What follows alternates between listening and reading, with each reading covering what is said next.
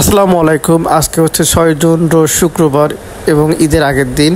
আজকে হচ্ছে নলডাঙ্গা হাটের সাপ্তাহিক হাট। শুক্রবার হচ্ছে নলডাঙ্গা সাপ্তাহিক হাট। এই হাটে বসেছিল বিভিন্ন ধরনের গরু, দেশি, ক্রস এবং বিভিন্ন জাতের গরু রয়েছিল এই আজকের নলডাঙ্গার হাটে।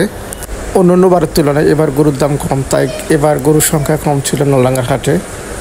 এটা বিক্রি হয়েছে 90,000। এই গরু 90,000 টাকা দাম। এটা 96,000।